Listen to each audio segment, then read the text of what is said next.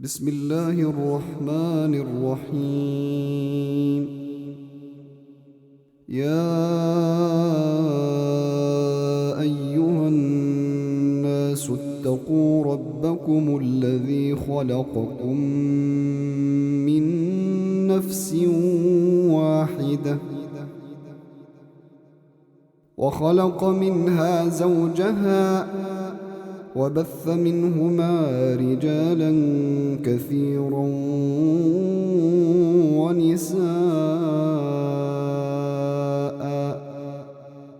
واتقوا الله الذي تساءلون به والأرحام، إن الله كان عليكم رقيبا. وآتوا اليتامى أموالهم ولا تتبدلوا الخبيث بالطيب ولا تأكلوا أموالهم إلى أموالكم، إنه كان حوبا كبيرا. وإن خفتم ألا تقسطوا في اليتامى فانكحوا ما طاب لكم من النساء مثنى وثلاث ورباع، فإن خفتم ألا تعدلوا فواحدة أو ما ملكت أيمانكم، ذلك أدنى ألا تعولوا. وآتوا النساء صدقاتهن نحلة، فإن طبن لكم عن شيء منه نفسا فكلوه هنيئا مريئا. ولا تؤتوا السفهاء أموالكم التي جعل الله لكم قياما وارزقوهم فيها واكسوهم وقولوا لهم قولا معروفا. وابتلوا اليتامى حتى إذا بلغوا النكاح فإن آنستم منهم رشدا فادفعوا إليهم أموالهم ولا تأكلوها إسرافا وبدارا أن يكبروا، ومن كان غنيا فليستعفف، ومن كان فقيرا فليأكل بالمعروف. فإذا دفعتم إليهم أموالهم فأشهدوا عليهم، وكفى بالله حسيبا. للرجال نصيب مما ترك الوالدان والأقربون للرجال نصيب مما ترك الوالدان والأقربون وللنساء نصيب مما ترك الوالدان والأقربون مما قل منه أو كثر نصيبا مفروضا. وإذا حضر القسمة أولو القربى واليتامى والمساكين فارزقوهم منه وقولوا لهم قولا معروفا وليخشى الذين لو تركوا من خلفهم ذرية ضعافا خافوا عليهم فليتقوا الله وليقولوا قولا سديدا. إن الذين يأكلون أموال اليتامى ظلما إنما يأكلون في بطونهم نارا وسيصلون سعيرا. يوصيكم الله في أولادكم للذكر مثل حظ الأنثيين فإن كن نساء فوق 2 فلهن ثلثا ما ترك وإن كانت واحدة فلها النصف ولأبويه لكل واحد منهما السدس مما ترك إن كان له ولد فإن لم يكن له ولد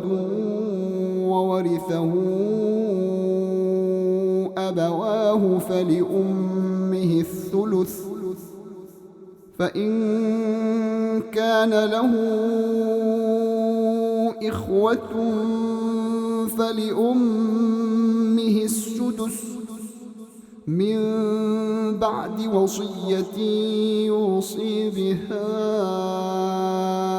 أو دين. آباؤكم وأبناؤكم لا تدرون أيهم أقرب لكم نفعا فريضة من الله إن الله كان عليما حكيما. ولكم نصف ما ترك أزواجكم إن لم يكن لهن ولد فإن كان لهن ولد فلكم الربع مما ترك من بعد وصية يوصين بها أو دين ولهن الربع مما تركتم إن لم يكن لكم ولد فإن كان لكم ولد فلهن الثمن مما تركتم من بعد وصية توصون بها أو دين. وإن كان رجل يورث كلالة أو امرأة وله أخ أو أخت فلكل واحد منهما السدس فإن كانوا أكثر من ذلك فهم شركاء في الثلث من بعد وصية يوصى بها أو دين من بعد وصية يوصى بها أو دين غير مضار وصية من الله والله عليم حليم. تلك حدود الله ومن يطع الله ورسوله يدخله جنات تجري من تحتها الأنهار خالدين فيها، وذلك الفوز العظيم. ومن يعص الله ورسوله ويتعد حدوده يدخله نارا خالدا فيها وله عذاب مهين. واللاتي يأتين الفاحشة من نسائكم فاستشهدوا عليهن 4 منكم، فإن شهدوا فأمسكوهن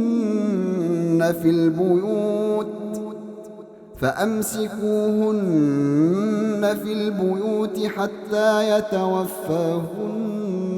الموت أو يجعل الله لهن سبيلا. واللذان يأتيانها منكم فآذوهما، فإن تابا وأصلحا فأعرضوا عنهما، إن الله كان توابا رحيما. إنما التوبة على الله للذين يعملون السوء بجهالة ثم يتوبون من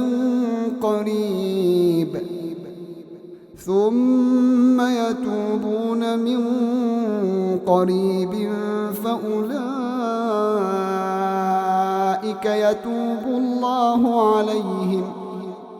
وكان الله عليما حكيما.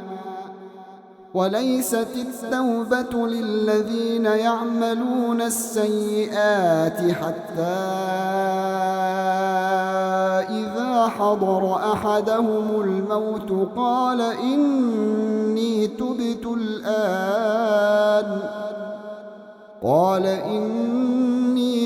الآن ولا الذين يموتون وهم كفار، أولئك أعتدنا لهم عذابا أليما. يا أيها الذين آمنوا لا يحل لكم أن ترثوا النساء كرها ولا تعضلوهن لتذهبوا ببعض ما آتيتموهن إلا أن يأتين بفاحشة مبينة، وعاشروهن بالمعروف، فإن كرهتموهن فعسى أن تكرهوا شيئا ويجعل الله فيه خيرا كثيرا. وإن أردتم استبدال زوج مكان زوج وآتيتم إحداهن قنطارا فلا تأخذوا منه شيئا، أتأخذونه بهتانا وإثما مبينا. وكيف تأخذونه وقد أفضى بعضكم إلى بعض وأخذن منكم ميثاقا غليظا. ولا تنكحوا ما نكح آباؤكم من النساء إلا ما قد سلف إنه كان فاحشة ومقتا وساء سبيلا. حرمت عليكم أمهاتكم وبناتكم وأخواتكم وعماتكم وخالاتكم وبنات الأخ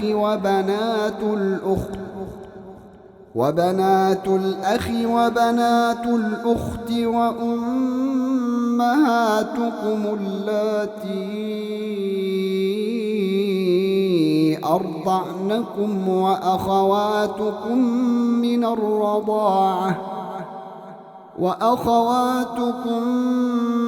الرضاعة وأمهات نسائكم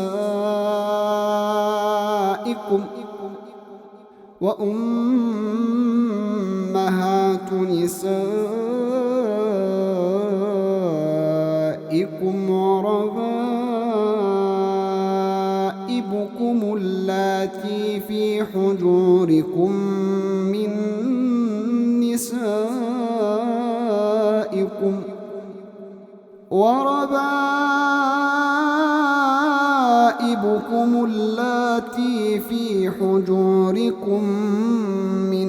نسائكم اللاتي دخلتم بهن فإن لم تكونوا دخلتم بهن فلا جناح عليكم وحلائل أبنائكم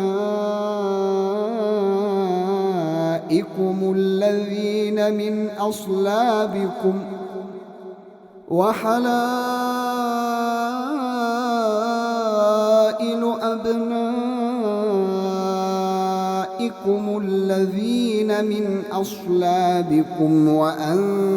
تجمعوا بين الأختين إلا ما قد سلف إن الله كان غفورا رحيما. والمحصنات من النساء إلا ما ملكت أيمانكم كتاب الله عليكم. وأحل لكم ما وراء ذلكم أن تبتغوا بأموالكم محصنين غير مسافحين، فما استمتعتم به منهن فآتوهن أجورهن فريضة، ولا جناح عليكم فيما تراضيتم به من بعد الفريضة، إن الله كان عليما حكيما. ومن لم يستطع منكم طولا أن ينكح المحصنات المؤمنات فمما ملكت أيمانكم من فتياتكم المؤمنات، والله أعلم بإيمانكم، بعضكم من بعض، فانكحوهن بإذن أهلهن وآتوهن أجورهن بالمعروف محصنات غير مسافحات ولا متخذات أخدان،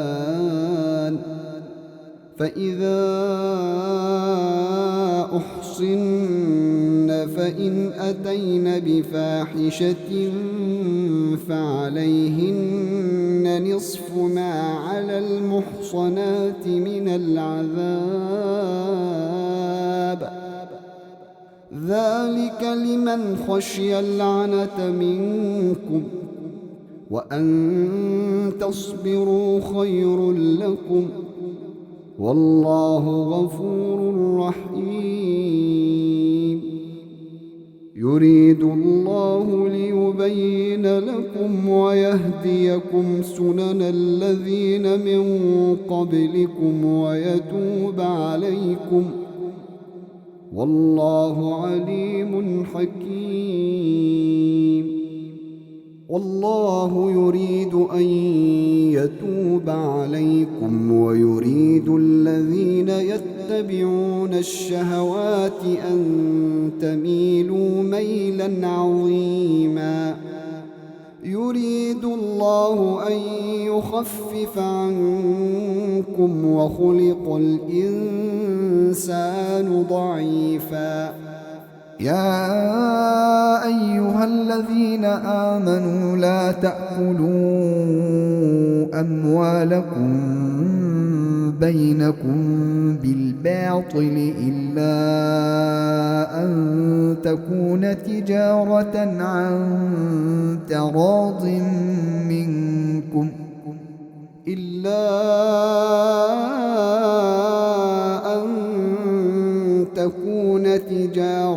عن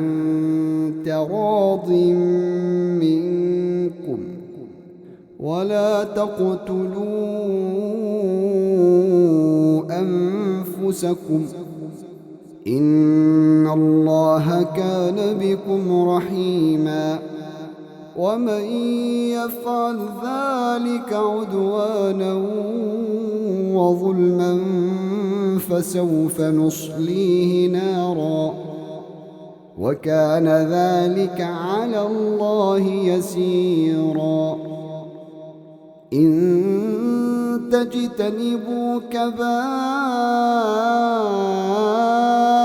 ما تنهون عنه نكفر عنكم سيئاتكم وندخلكم مدخلا كريما. ولا تتمنوا ما فضل الله به بعضكم على بعض، للرجال نصيب مما اكتسبوا وللنساء نصيب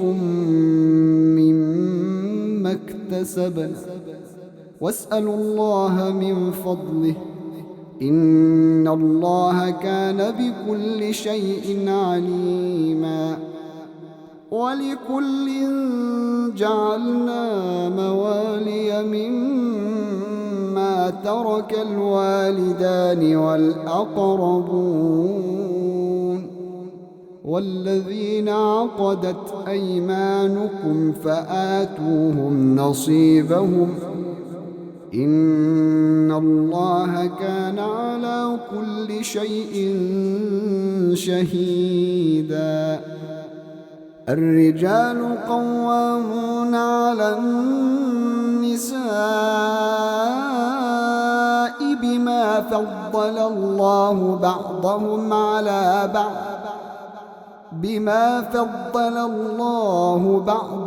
على بعض وبما أنفقوا من أموالهم. فالصالحات قانتات حافظات للغيب بما حفظ الله، واللاتي تخافون نشوزهن فعظوهن واهجروهن في المضاجع واضربوهن، فإن أطعنكم فلا تبغوا عليهن سبيلا، إن الله كان عليا كبيرا.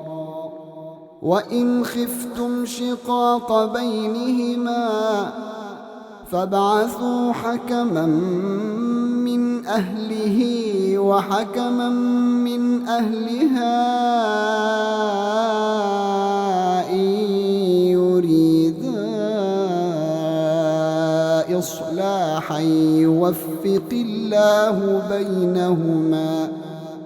إن الله كان عليما خبيرا واعبدوا الله ولا تشركوا به شيئا وبالوالدين إحسانا وبذي القربى واليتامى والمساكين والجار ذي القربى والجار الجنب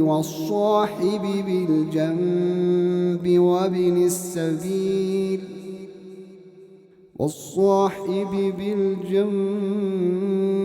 وابن السبيل وما ملكت أيمانكم إن الله لا يحب من كان مختالا فخورا الذين يبخلون ويأمرون الناس بالبخل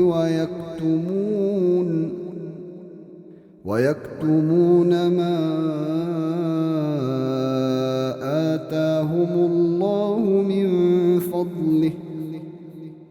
وأعتدنا للكافرين عذابا مهينا والذين ينفقون أموالهم رئاء الناس ولا يؤمنون بالله ولا باليوم الآخر ومن يكن الشيطان له قرينا فساء قرينا وماذا عليهم لو آمنوا بالله واليوم الآخر وأنفقوا مما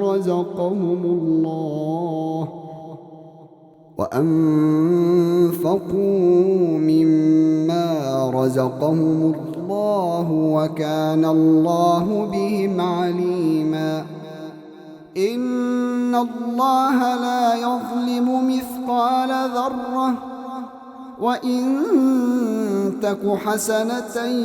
يضاعفها ويؤت من لدنه أجرا عظيما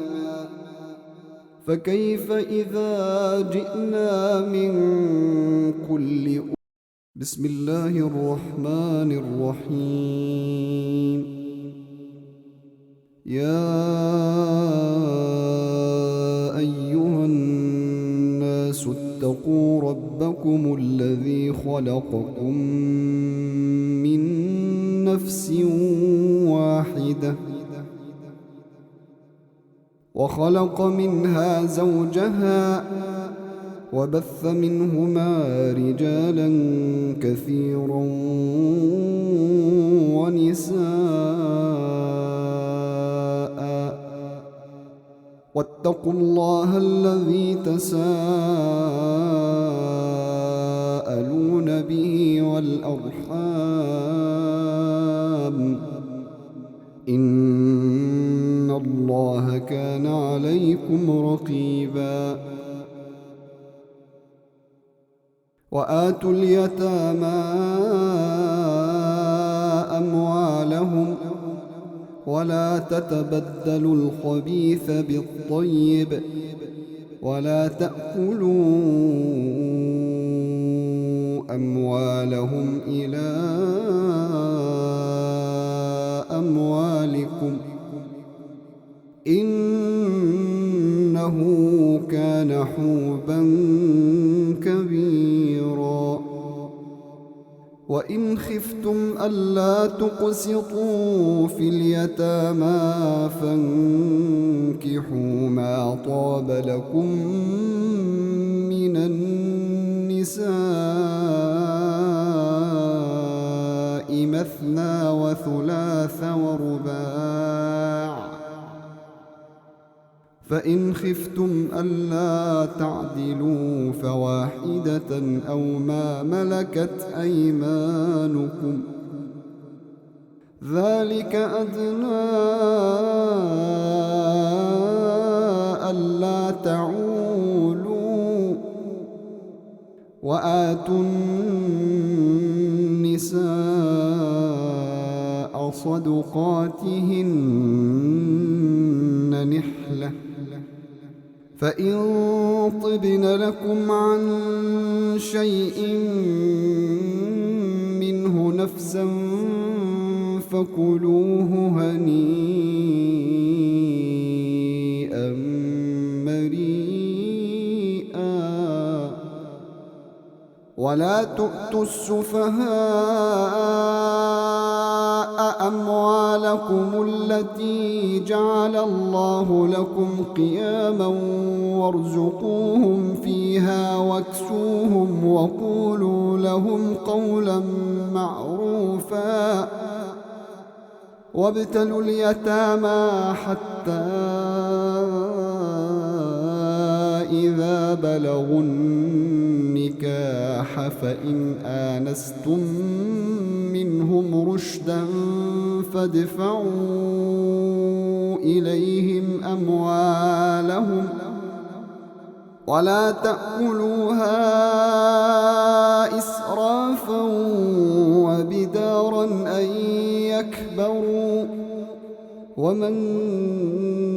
كان غنيا فليستعفف ومن كان فقيرا فليأكل بالمعروف فإذا دفعتم إليهم أموالهم فأشهدوا عليهم وكفى بالله حسيبا للرجال نصيب مما ترك الوالدان والأقربون للرجال نصيب مما ترك الوالدان والأقربون وللنساء نصيب مما ترك الوالدان والأقربون مما قل منه أو كثر نصيبا مفروضا وإذا حضر القسمة أولو القربى واليتامى والمساكين فارزقوهم منه وقولوا لهم قولا معروفا وليخشى الذين لو تركوا من خلفهم ذرية ضعافا خافوا عليهم فليتقوا الله وليقولوا قولا سديدا إن الذين يأكلون أموال اليتامى ظلما إنما يأكلون في بطونهم نارا وسيصلون سعيرا يوصيكم الله في أولادكم للذكر مثل حظ الأنثيين فإن كن نساء فوق 2 فلهن ثلثا ما ترك وإن كانت واحدة فلها النصف ولأبويه لكل واحد منهما السدس مما ترك إن كان له ولد فإن لم يكن له ولد وورثه أبواه فلأمه الثلث فإن كان له إخوة فلأمه السدس من بعد وصية يوصي بها أو دين. آباؤكم وأبناؤكم لا تدرون أيهم أقرب لكم نفعا فريضة من الله إن الله كان عليما حكيما. ولكم نصف ما ترك أزواجكم إن لم يكن لهن ولد فإن كان لهن ولد فلكم الربع مما تركن من بعد وصية يوصين بها أو دين ولهن الربع مما تركتم إن لم يكن لكم ولد فإن كان لكم ولد فلهن الثمن مما تركتم من بعد وصية توصون بها أو دين. وإن كان رجل يورث كلالة أو امرأة وله أخ أو أخت فلكل واحد منهما السدس فإن كانوا أكثر من ذلك فهم شركاء في الثلث من بعد وصية يوصى بها أو دين من بعد وصية يوصى بها أو دين غير مضار وصية من الله والله عليم حليم. تلك حدود الله ومن يطع الله ورسوله يدخله جنات تجري من تحتها الأنهار خالدين فيها وذلك الفوز العظيم. ومن يعص الله ورسوله ويتعد حدوده يدخله نارا خالدا فيها وله عذاب مهين. واللاتي يأتين الفاحشة من نسائكم فاستشهدوا عليهن 4 منكم فإن شهدوا فأمسكوهن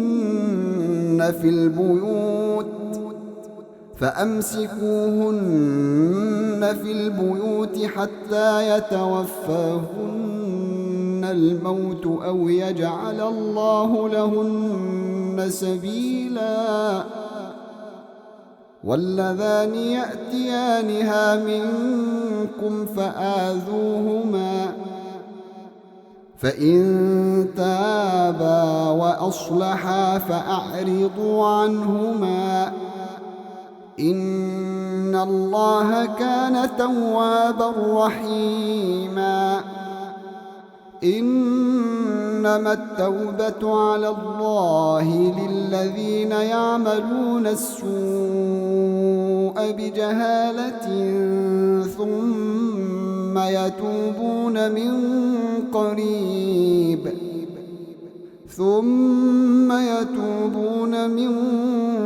قريب فأولئك يتوب الله عليهم وكان الله عليما حكيما. وليست التوبة للذين يعملون السيئات حتى إذا حضر أحدهم الموت قال إني تبت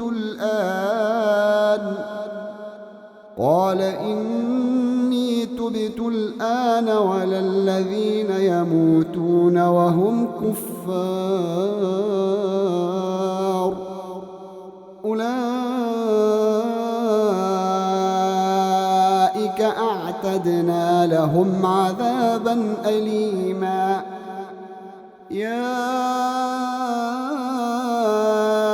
أيها الذين آمنوا لا يحل لكم أن ترثوا النساء كرها ولا تعضلوهن لتذهبوا ببعض ما آتيتموهن إلا أن يأتين بفاحشة مبينة وعاشروهن بالمعروف فإن كرهتموهن فعسى أن تكرهوا شيئا ويجعل الله فيه خيرا كثيرا. وإن أردتم استبدال زوج مكان زوج وآتيتم إحداهن قنطارا فلا تأخذوا منه شيئا أتأخذونه بهتانا وإثما مبينا. وكيف تأخذونه وقد أفضى بعضكم إلى بعض وأخذن منكم ميثاقا غليظا. ولا تنكحوا ما نكح آباؤكم من النساء إلا ما قد سلف إنه كان فاحشة ومقتا وساء سبيلا. حرمت عليكم أمهاتكم وبناتكم وأخواتكم وعماتكم وخالاتكم وبنات الأخ وبنات الأخت وأمهاتكم اللاتي أرضعنكم وأخواتكم من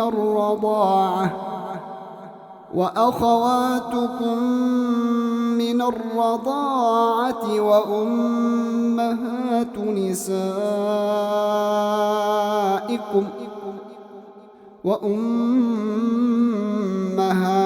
نسائكم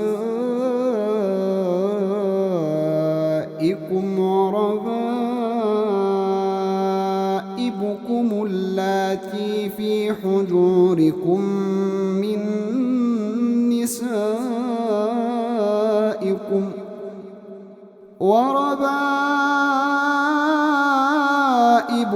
اللاتي في حجوركم من نسائكم اللاتي دخلتم بهن فإن لم تكونوا دخلتم بهن فلا جناح عليكم وحلائل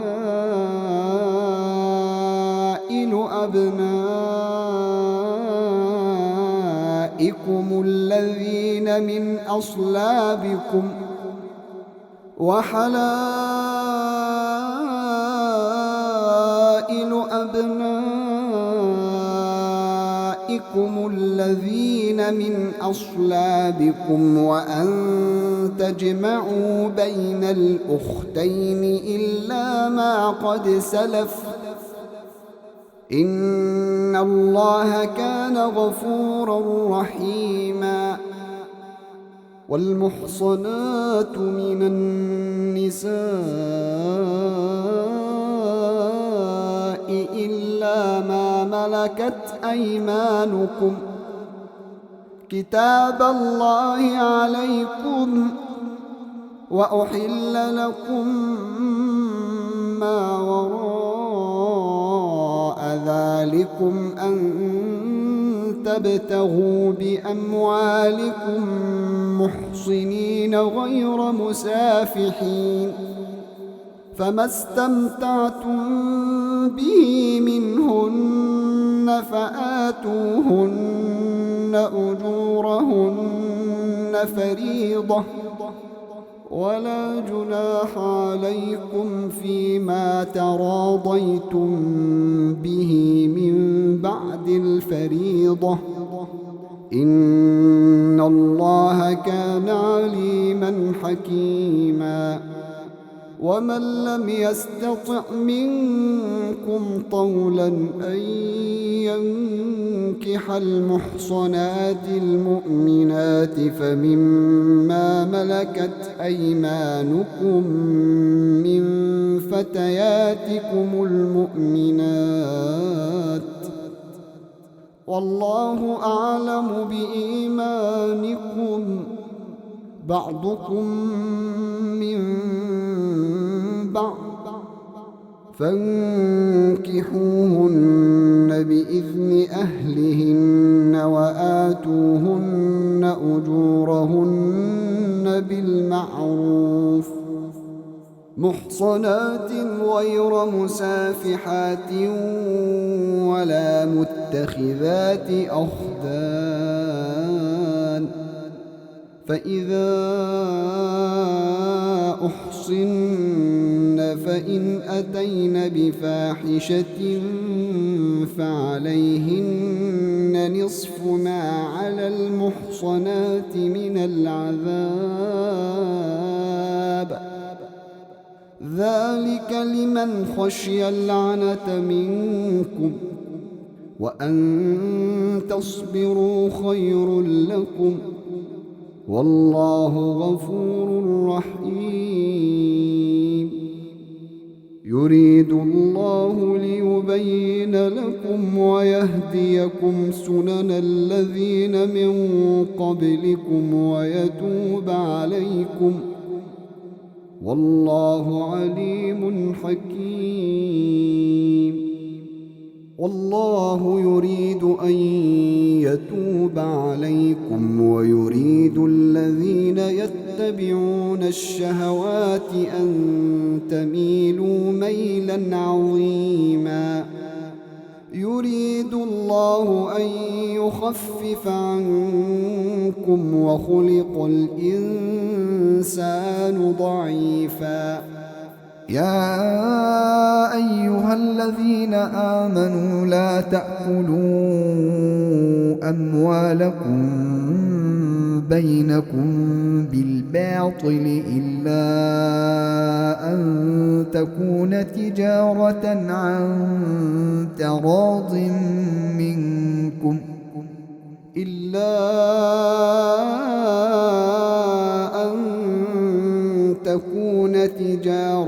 عن تراض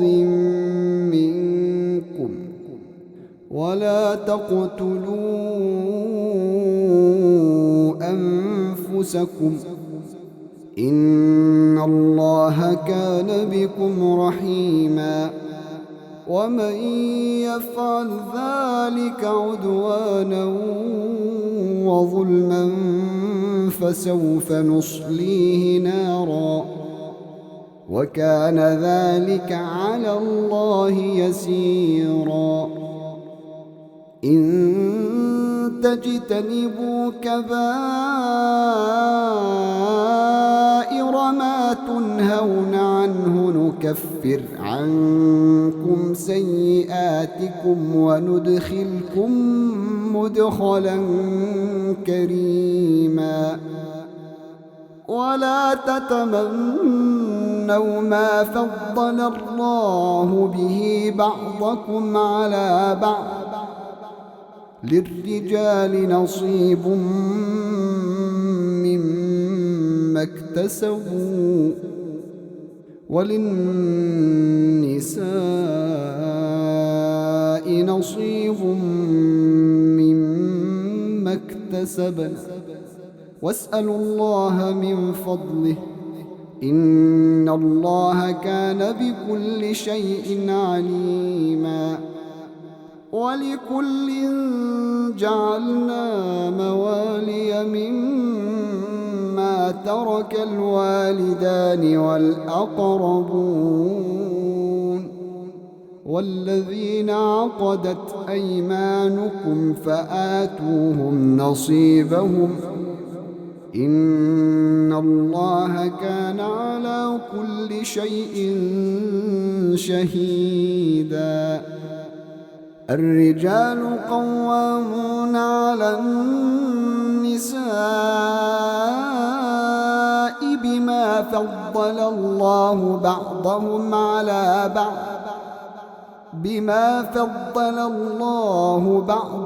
على بعض وبما أنفقوا من أموالهم.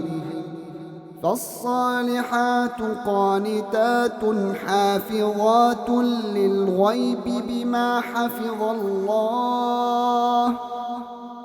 واللاتي تخافون نشوزهن فعظوهن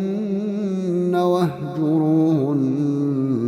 في المضاجع واضربوهن، فإن أطعنكم فلا تبغوا عليهن سبيلا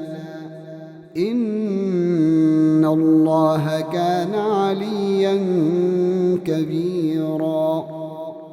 وإن خفتم شقاق بينهما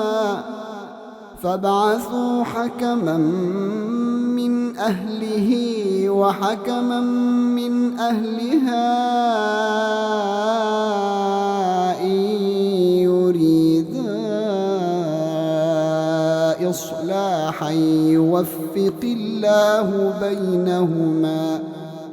إن الله كان عليما خبيرا.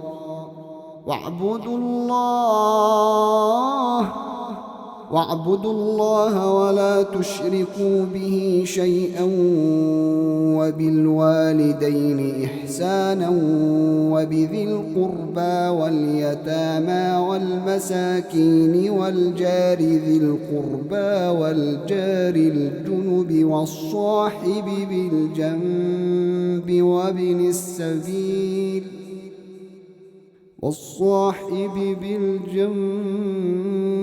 وابن السبيل وما ملكت أيمانكم إن الله لا يحب من كان مختالا فخورا. الذين يبخلون ويأمرون الناس بالبخل ويكتمون ما آتاهم الله من فضله وأعتدنا للكافرين عذابا مهينا. والذين ينفقون أموالهم رئاء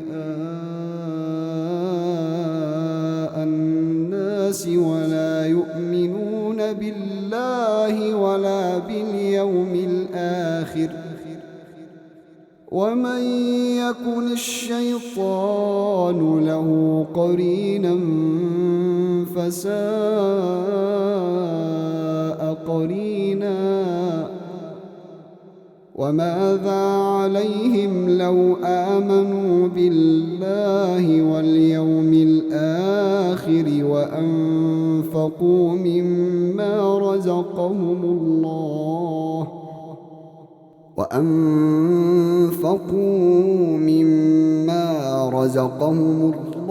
وكان الله بهم عليما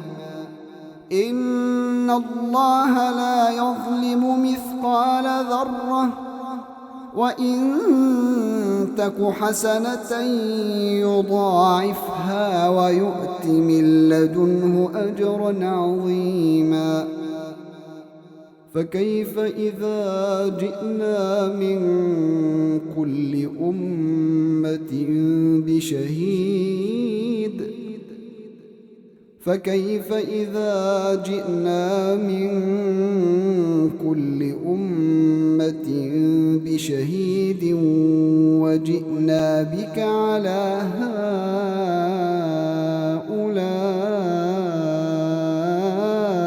شهيدا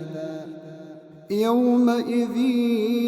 يود الذين كفروا وعصوا الرسول لو تسوى بهم الأرض ولا يكتمون الله حديثا يا أيها الذين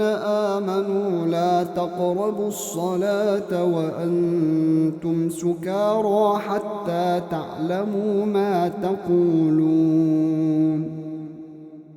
ولا جنبا إلا عابري سبيل حتى تغتسلوا وإن كنتم مرضى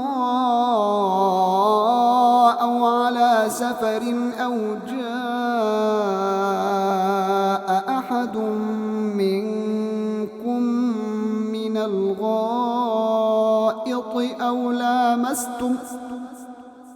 أو لامستم النساء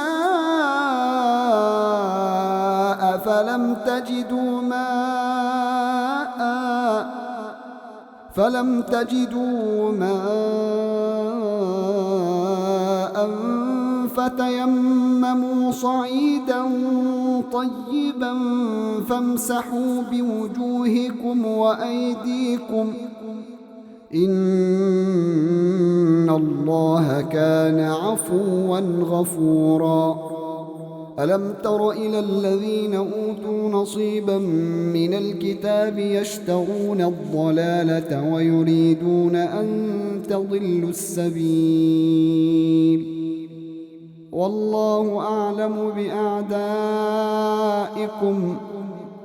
وكفى بالله وليا وكفى بالله نصيرا من الذين هادوا يحرفون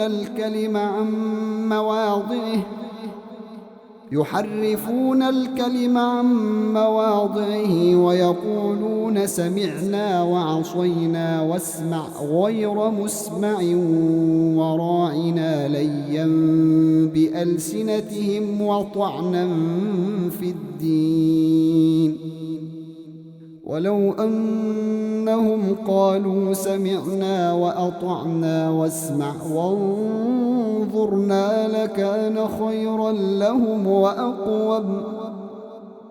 لكان خيرا لهم وأقوم ولكن لعنهم الله بكفرهم فلا يؤمنون إلا قليلا يا أيها الذين أوتوا الكتاب آمنوا بما نزلنا مصدقا لما معكم من قبل أن نطمس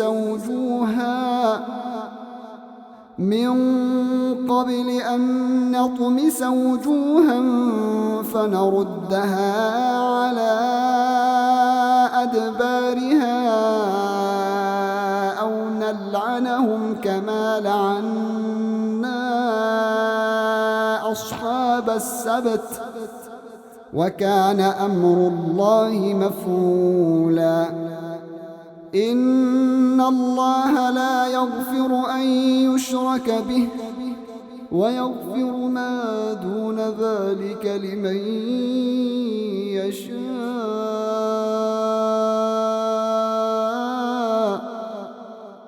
ومن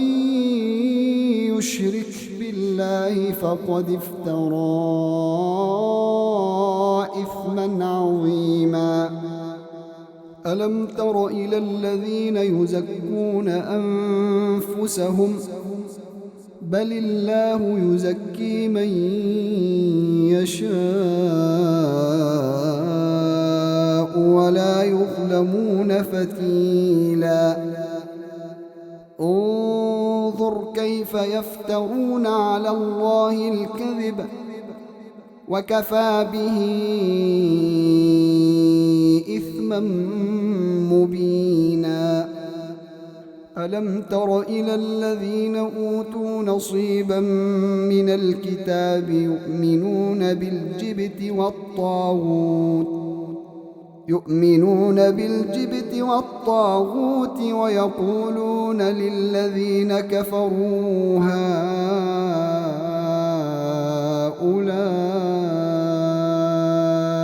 أهدى من الذين آمنوا سبيلا أولئك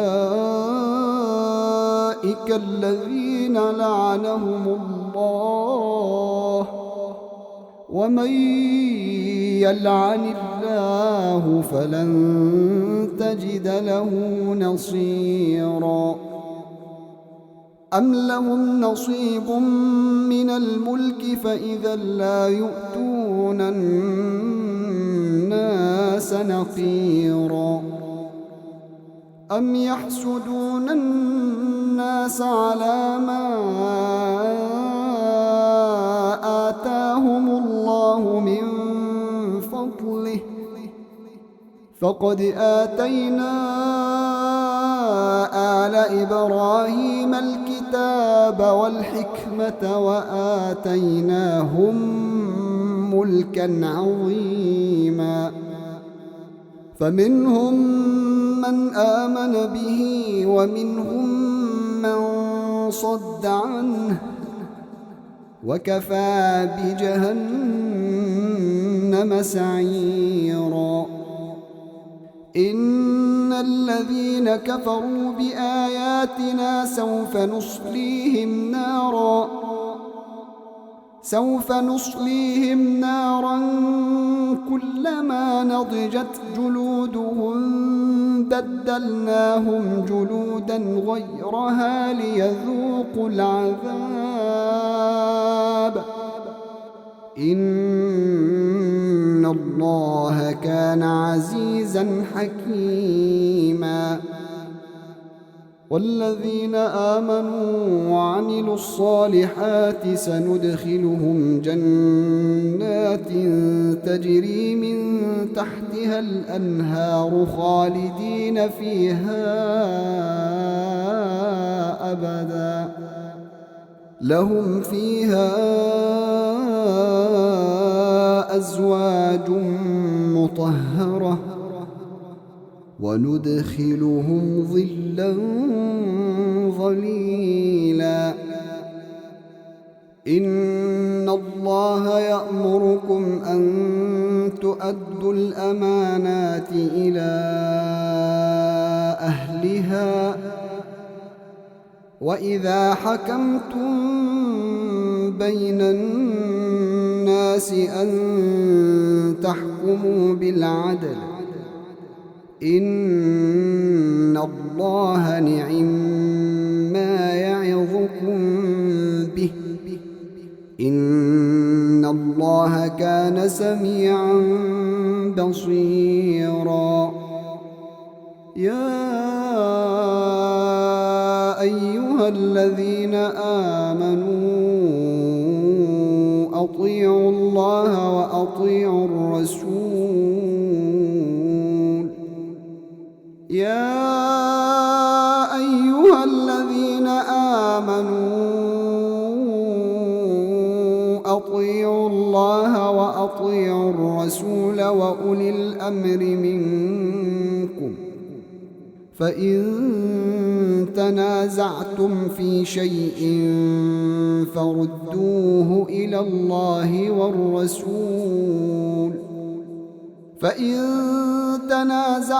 في شيء فردوه إلى الله والرسول إن كنتم تؤمنون بالله واليوم الآخر ذلك خير وأحسن تأويلا ألم تر إلى الذين يزعمون أنهم آمنوا بما أنزل إليك وما أنزل من قبلك يريدون أن يتحاكموا إلى الطاغوت وقد أمروا أن يكفروا به ويريد الشيطان أن يضلهم ضلالا بعيدا وإذا قيل لهم تعالوا إلى ما أنزل الله وإلى الرسول رأيت المنافقين يصدون عنك صدودا فكيف إذا أصابتهم مصيبة بما قدمت أيديهم ثم جاءوك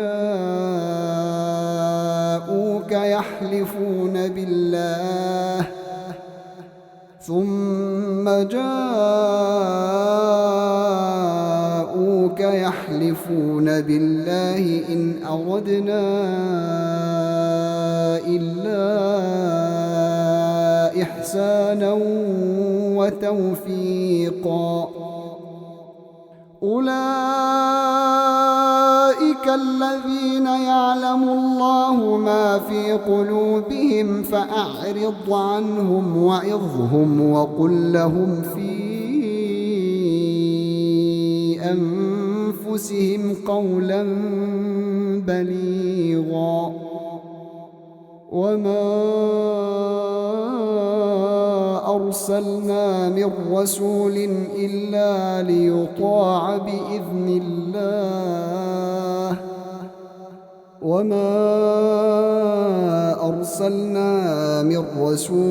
إلا ليطاع بإذن الله ولو أنهم إذ ظلموا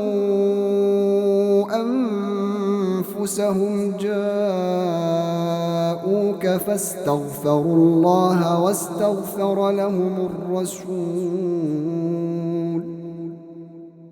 واستغفر لهم الرسول لوجدوا الله توابا رحيما فلا وربك لا يؤمنون حتى يحكموك فيما شجر بينهم ثم لا يجدوا في أنفسهم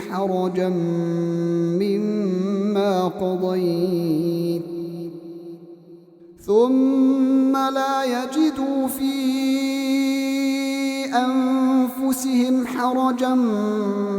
مما قضيت ويسلموا تسليما ولو أنا كتبنا عليهم أن اقتلوا أنفسكم أو اخرجوا من دياركم ما فعلوه إلا قليل منهم ولو أنهم فعلوا ما يوعظون به لكان خيرا لهم وأشد تثبيتا وإذا لآتيناهم من لدنا أجرا عظيما ولهديناهم صراطا مستقيما ومن يطع الله والرسول فأولئك مع الذين أنعم الله عليهم من النبيين والصديقين والشهداء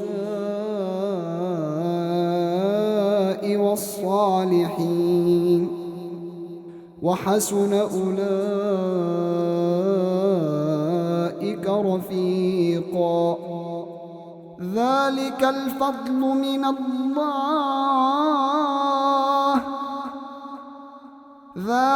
الفضل من الله وكفى بالله عليما يا أيها الذين آمنوا خذوا حذركم فانفروا ثبات أو انفروا جميعا وإن منكم لمن ليبطئن فإن أصابتكم مصيبة قال قد أنعم الله علي إذ لم أكن معهم شهيدا ولئن أصابكم فضل من الله ليقولن كأن لم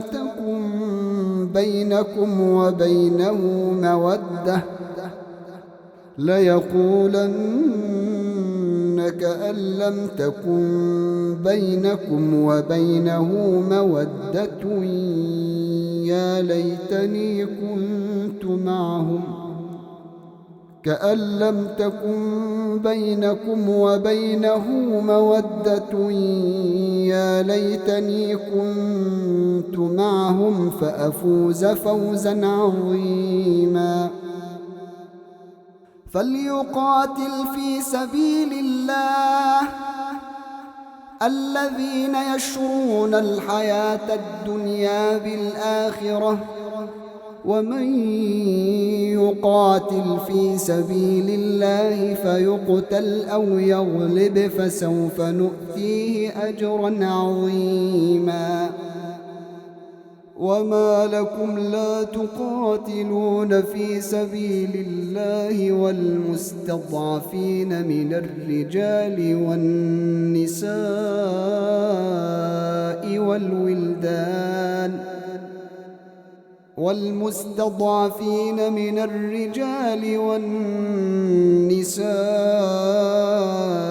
والولدان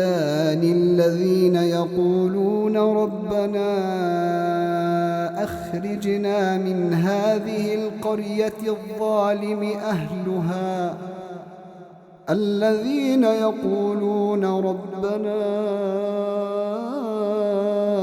أخرجنا من هذه القرية الظالم أهلها واجعل لنا من لدنك وليا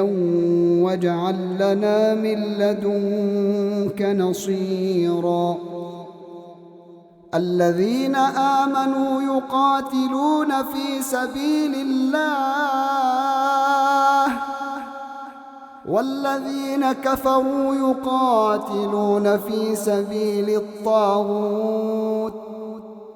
والذين كفروا يقاتلون في سبيل الطاغوت فقاتلوا أولياء الشيطان إن كيد الشيطان كان ضعيفا ألم تر إلى الذين قيل لهم كفوا أيديكم وأقيموا الصلاة وآتوا الزكاة فلما كتب عليهم القتال إذا فريق منهم يخشون الناس كخشية الله أو أشد خشية وقالوا ربنا لم كتبت علينا القتال لولا أخرتنا إلى قريب قل متاع الدنيا قليل والآخرة خير لمن اتقى ولا تظلمون فتيلا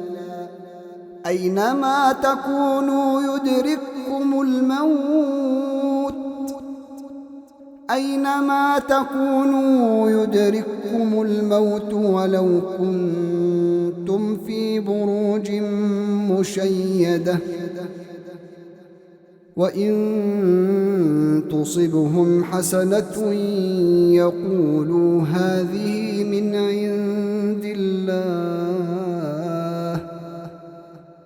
وإن تصبهم سيئة يقولوا هذه من عندك قل كل من عند الله فما لهؤلاء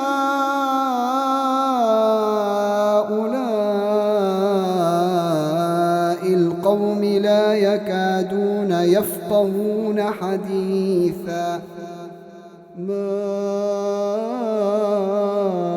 أصابك من حسنة فمن الله وما أصابك من سيئة فمن نفسك وأرسلناك للناس رسولا وكفى بالله شهيدا من يطع الرسول فقد أطاع الله ومن تولى فما أرسلناك عليهم حفيظا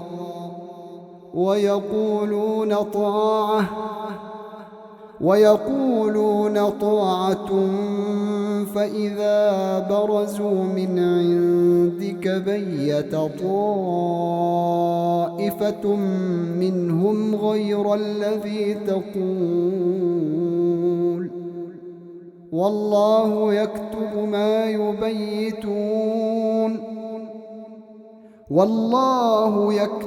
ما يبيتون فأعرض عنهم وتوكل على الله وكفى بالله وكيلا أفلا يتدبرون القرآن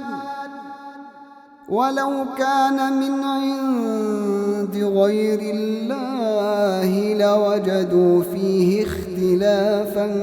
كثيرا وإذا جاءهم أمر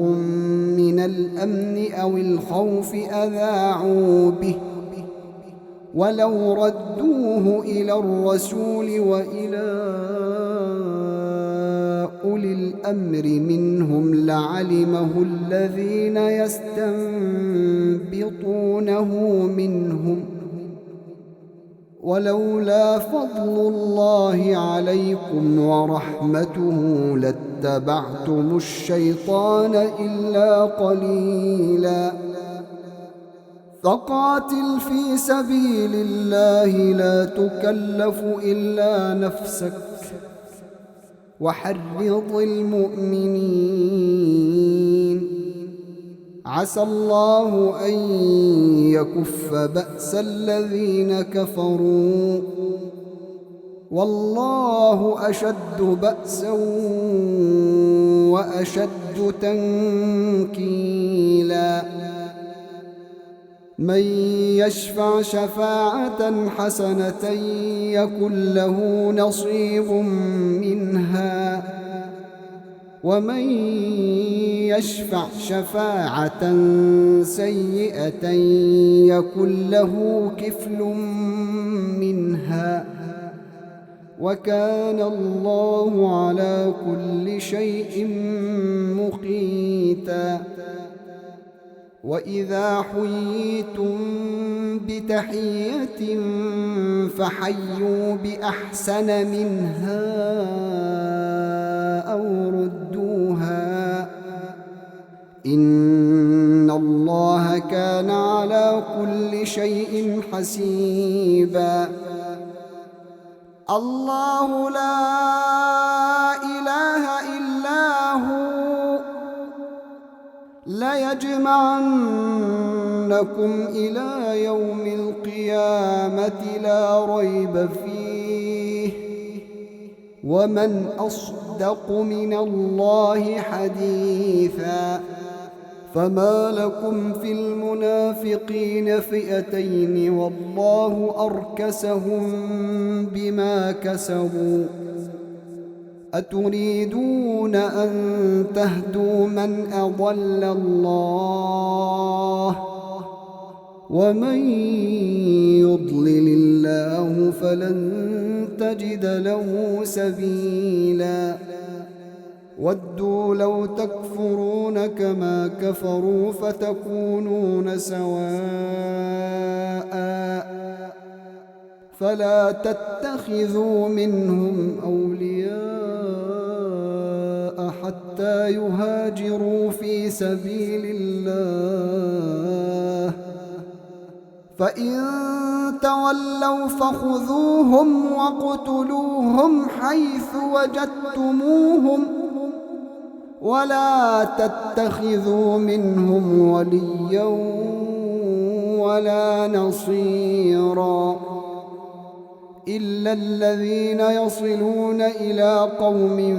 بينكم وبينهم ميثاق أو جاءوكم حصرت صدورهم أن يقاتلوكم أو يقاتلوا قومهم ولو شاء الله لسلطهم عليكم فلقاتلوكم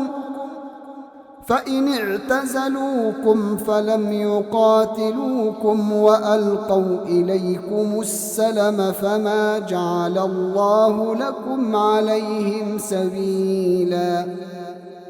ستجدون آخرين يريدون أن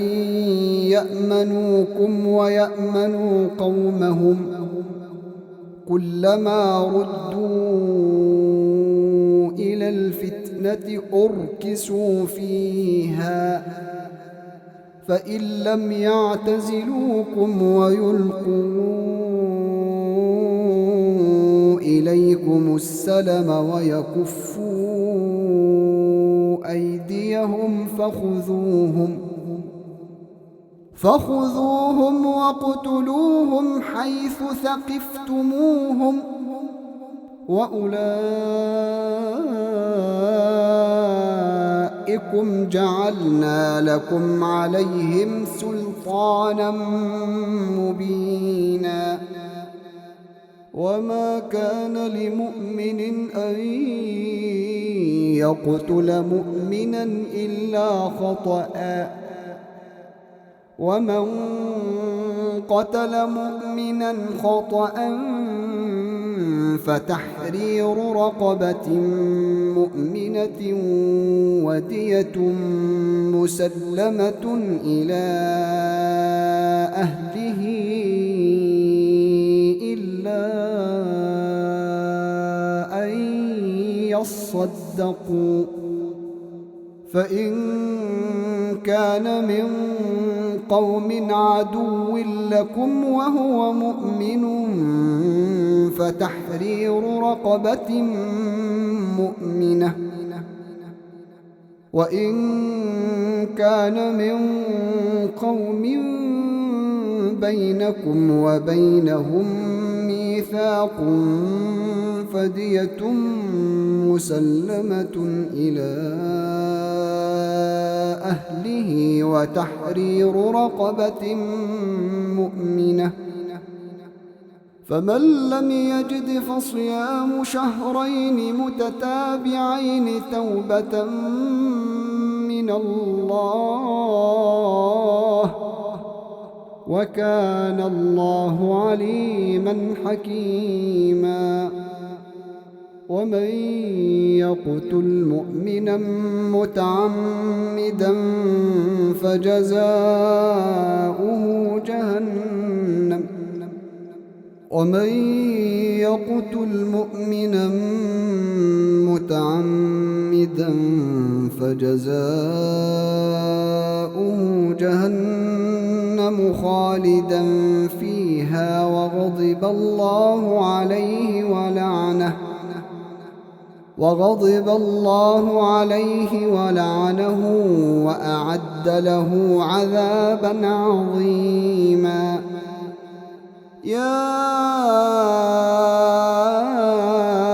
أيها الذين آمنوا إذا ضربتم في سبيل الله فتبينوا ولا تقولوا لمن ألقى إليكم السلام لست مؤمنا تبتغون عرض الحياة الدنيا فعند الله مغانم كثيرة كذلك كنتم من قبل فمن الله عليكم فتبينوا إن الله كان بما تعملون خبيرا. لا يستوي القاعدون من المؤمنين غير أولي الضرر والمجاهدون في سبيل الله بأموالهم وأنفسهم فضل الله المجاهدين بأموالهم وأنفسهم على القاعدين درجة وكلا وعد الله الحسنى وفضل الله المجاهدين على القاعدين أجرا عظيما درجات منه ومغفرة ورحمة وكان الله غفورا رحيما. إن الذين توفاهم الملائكة ظالمي أنفسهم قالوا فيم كنتم قالوا كنا مستضعفين في الأرض قالوا ألم تكن أرض الله واسعة فتهاجروا فيها فأولئك مأواهم جهنم وساءت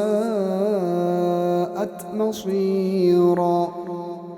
إلا المستضعفين من الرجال والنساء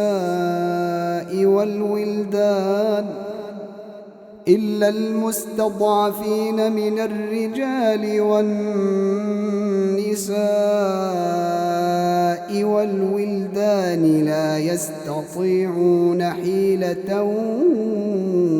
ولا يهتدون سبيلا فأولئك عسى الله أن يعفو عنهم وكان الله عفوا غفورا. ومن يهاجر في سبيل الله يجد في الأرض مراغما كثيرا وسعة ومن يخرج من بيته مهاجرا إلى الله ورسوله ثم يدركه الموت فقد وقع أجره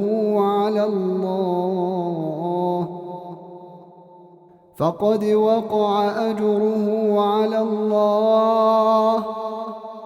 وكان الله غفورا رحيما. وإذا ضربتم في الأرض فليس عليكم جناح أن تقصروا من الصلاة فليس عليكم جناح أن تقصروا من الصلاة إن خفتم أن يفتنكم الذين كفروا إن الكافرين كانوا لكم عدوا مبينا وإذا كنت فيهم فأقمت لهم الصلاة فلتقم طائفة منهم معك وليأخذوا أسلحتهم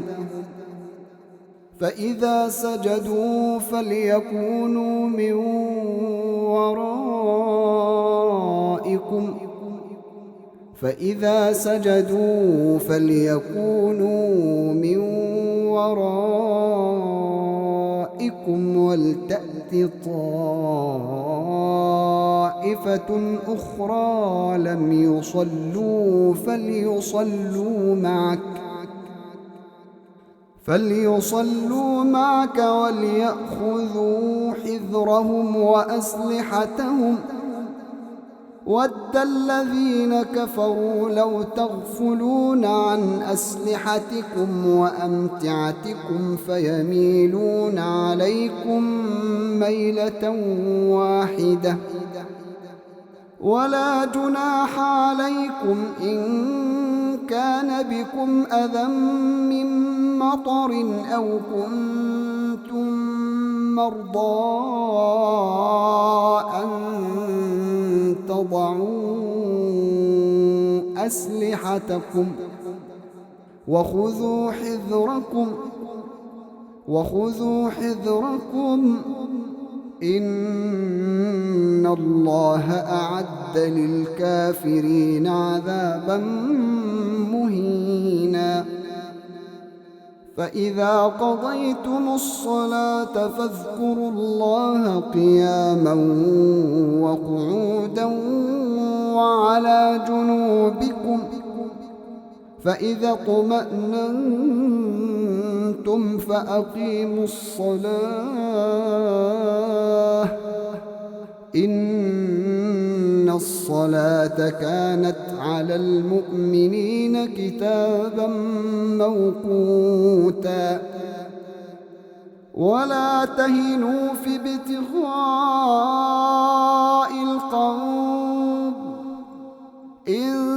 تكونوا تألمون فإنهم يألمون كما تألمون وترجون من الله ما لا يرجون وكان الله عليما حكيما إنا أنزلنا إليك الكتاب بالحق إنا أنزلنا إليك الكتاب بالحق لتحكم بين الناس بما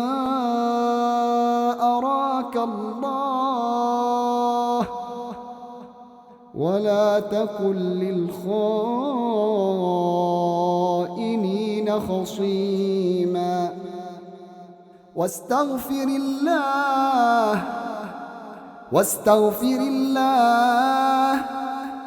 واستغفر الله إن الله كان غفورا رحيما ولا تجادل عن الذين يختانون أنفسهم إن الله لا يحب من كان خوانا أثيما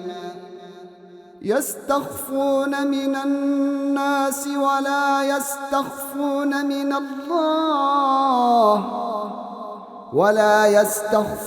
من الله وهو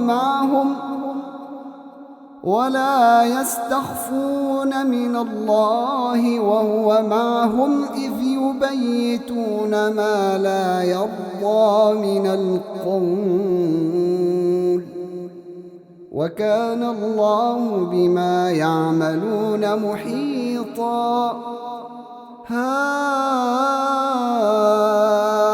أنتم هؤلاء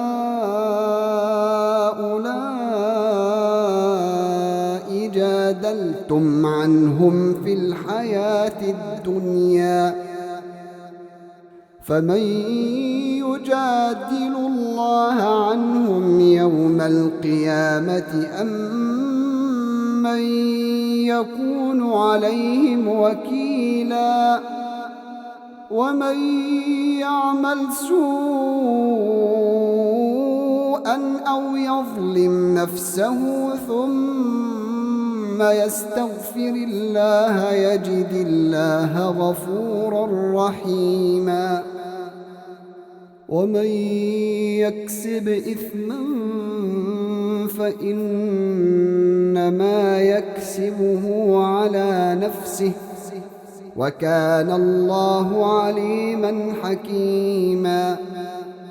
ومن يكسب خطيئة أو إثما ثم يرم به بريئا فقد احتمل بهتانا وإثما مبينا ولولا فضل الله عليك ورحمته لهم طائفة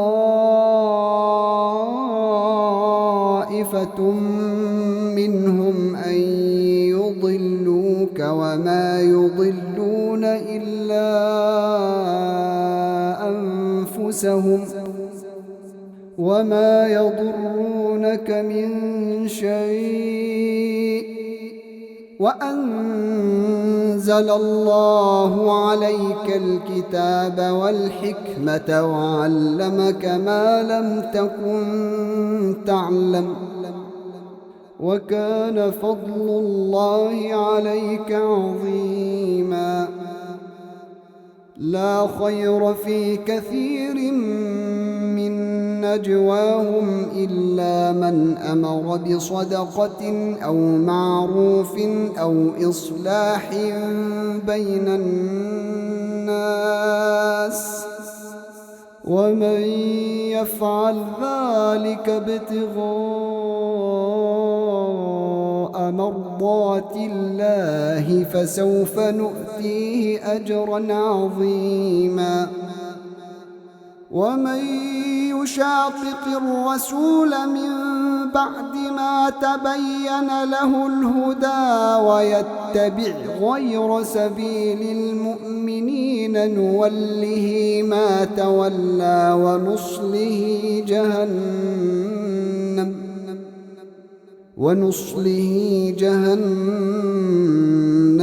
وساءت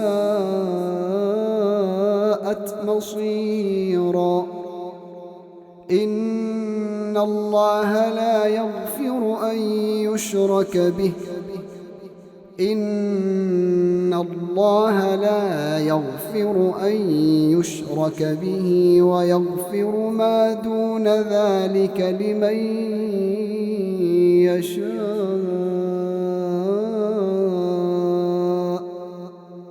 ومن يشرك بالله فقد ضل ضلالا بعيدا إن يدعون من دونه إلا إناثا إن يدعون من دونه إلا إناثا يدعون إلا شيطانا مريدا لعنه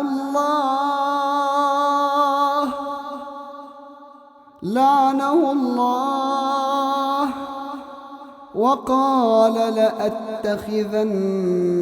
من عبادك نصيبا مفروضا ولأضلنهم ولأمنينهم ولآمرنهم فليبتكن آذان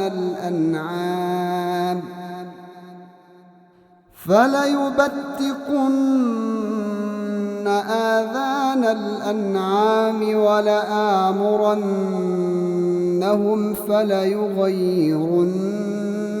خلق الله ومن يتخذ الشيطان وليا من دون الله فقد خسر خسرانا مبينا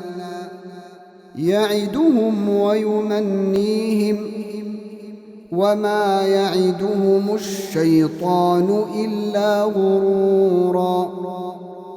أولئك مأواهم جهنم ولا يجدون عنها محيصا والذين آمنوا وعملوا الصالحات سندخلهم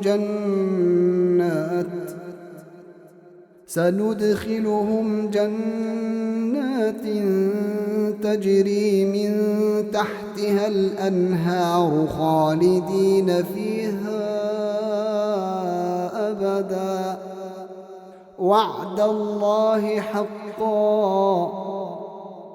وعد الله حقا ومن أصدق من الله قيلا ليس بأمانيكم ولا أماني أهل الكتاب من يعمل سوءا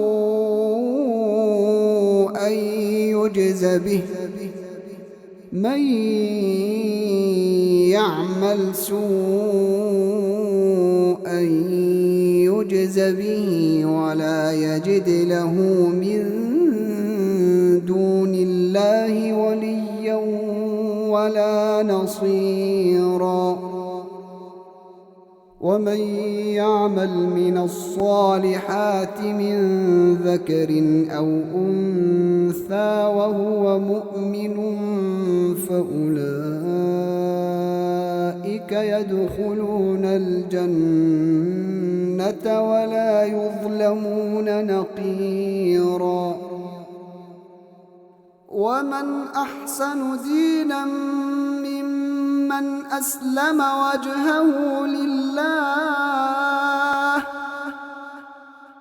ومن أحسن دينا ممن أسلم وجهه لله وهو محسن واتبع ملة إبراهيم حنيفا واتخذ الله إبراهيم خليلا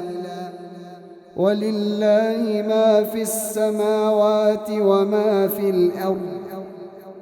وكان الله بكل شيء محيطا ويستفتونك في النساء